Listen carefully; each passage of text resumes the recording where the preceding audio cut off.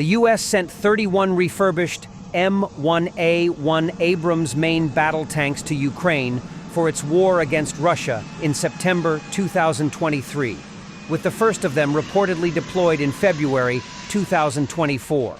Although claimed to be one of the best tanks in the world, their performance in the field has not lived up to that billing. Not only had the tanks been provided without some of the latest upgraded depleted uranium armor and fire control systems, it was soon evident that they were vulnerable to the warfighting innovations that have arisen on Ukraine's battlefields. As with most, if not all, currently fielded main battle tanks, they were designed to fight tank-on-tank battles and so were given extensive frontal protection. However, the war in Ukraine has changed the nature of the threat. The ubiquitous FPV attack drones, modern anti-tank guided weapons, and guided artillery have all highlighted the Abrams' vulnerability to strikes from above.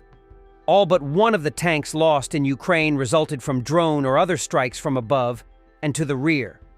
The sole exception was hit by the main armament from a Russian T-72B3 tank. The U.S. Army's procurement of weapons and tracked combat vehicles report for 2026 includes an allocation of more than $107 million for survivability improvements to almost 400 of its M1 Abrams fleet.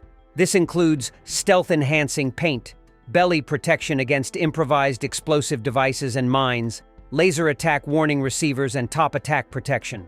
The bulk of the allocation, almost $92 million, will be spent on the GM 1914 VPS top attack protection passive armor kits, sufficient to equip around 350 tanks that comprise 4 frontline armored brigade combat teams.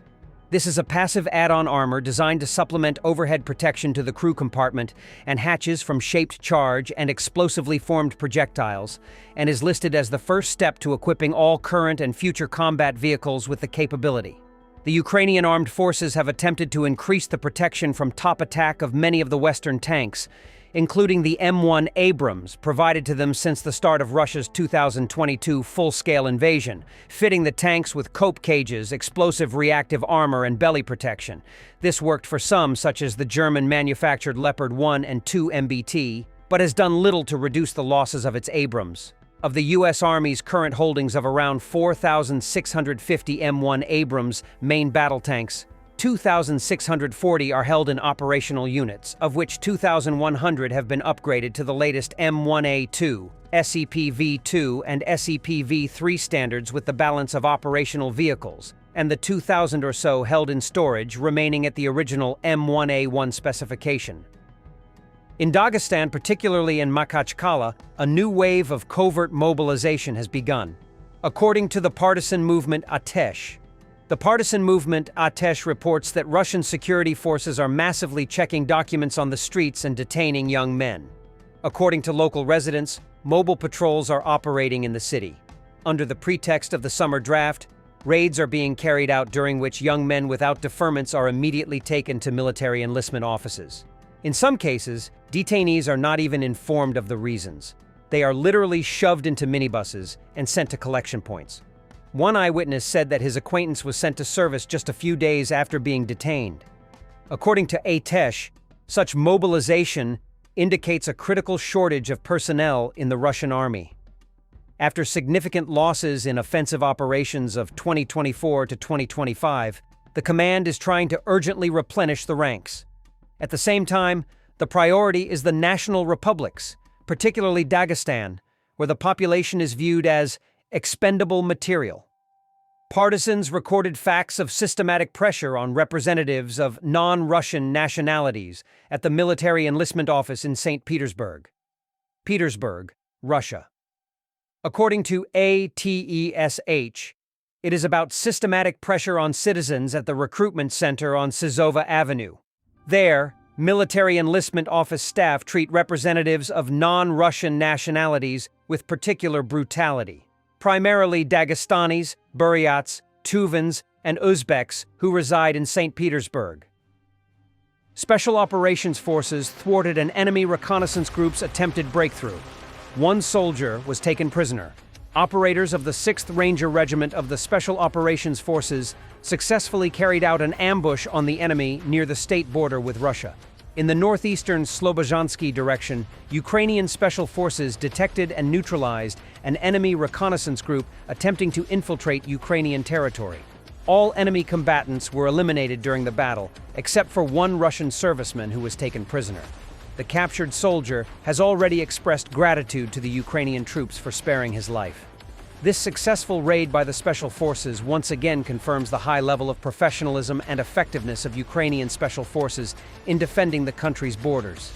Ukrainian Special Forces regularly carry out special operations on the front lines in Ukraine, often operating deep behind enemy lines. For instance, in April, fighters from the 6th Ranger Regiment of the Ukrainian Special Operations Forces conducted a successful raid on enemy positions in one of the operational directions.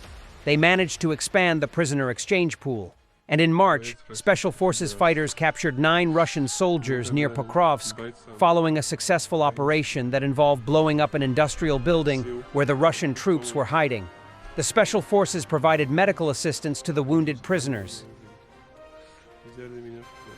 In the border areas of the Sumy region, Ukrainian defenders have managed to advance near Oleksivka, pushing the enemy further away from Sumy, according to the General Staff of the Armed Forces of Ukraine. As the General Staff reported, Russian troops continue active operations in the northern Slobozhansky direction, persistently attempting to assault Ukrainian positions in the border regions of the Sumy region. However, the situation has been stabilized. Ukrainian defenders halted the enemy's advance along a designated defensive line. In particular, the enemy was stopped along the line of the settlements Yunakivka, Yablunivka, Novomykolaivka, Oleksivka, Kindrativka, up to the border with the Russian Federation, including the enemy's bridgehead in the Glushkovo district of the Kursk region. The Ukrainian armed forces are holding the line in these areas, while also preparing for counteroffensive actions. Initial successes have already been recorded. Ukrainian forces have liberated the settlement of Andriivka and have also advanced in the area of Oleksivka, pushing Russian forces farther from Sumy. This not only strengthened defensive positions, but also laid the groundwork for further expulsion of the Russian forces from the border regions.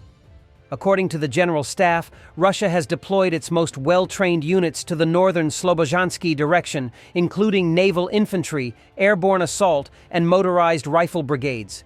The enemy is actively using long-range artillery, aviation, and attack drones. The Russian troops are not only attacking Ukrainian positions near the border in the Sumy region, but are also attempting to dislodge the defense forces from areas in Russia's Kursk and Belgorod regions, where Ukrainian forces are conducting combat operations. Despite this, Ukrainian defenders are inflicting significant losses on the enemy. In June 2025 alone, over 9,300 Russian troops were eliminated in the northern Slobozhansky and Kursk directions. At least 4,470 were killed, around 4,800 were wounded, and 42 were taken prisoner.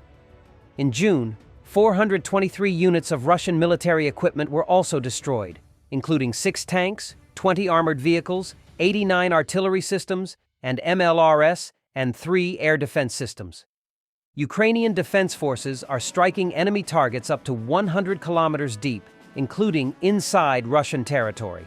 In June, the following targets were destroyed: 16 command posts, 8 command and observation posts, 6 personnel concentration areas, ammunition, drone, and fuel depots, 2 repair bases, a logistics base, and an oil depot. Since the beginning of the Kursk operation in August 2024, Russian losses in this direction have exceeded 75,860 personnel, of whom over 1,000 were taken prisoner. More than 2,800 pieces of equipment have also been destroyed, including 99 tanks, 709 armored vehicles, and 322 artillery systems. On June 24th, the State Border Guard Service of Ukraine reported a significant decrease in combat activity by Russian forces in the Sumy direction. Earlier, however, Russian leader Vladimir Putin claimed he had not tasked his troops with occupying Sumy, though he did not rule out such a scenario. According to Deep State, over the past month, the Russian troops have significantly expanded their control in the border areas of the Sumy region. Analysts also suggested that the Russians may have occupied the village of Lochnia. Recently, Commander-in-Chief of the Armed Forces of Ukraine, Oleksandr Syrsky, stated that the defense forces have halted the enemy's advance in the Sumy region, and this year's wave of attempted summer offensives by the enemy from Russian territory is faltering. Thanks for watching, and don't forget to subscribe. Also, if you want to support Warthog Defense, please become our member and get early access to new videos, exclusive members-only videos, and become administrator in comment section. The membership link is in the description. Rescues every day. We had a guy last week at 6 rescues in 6 days. You know, he's doing the job every day.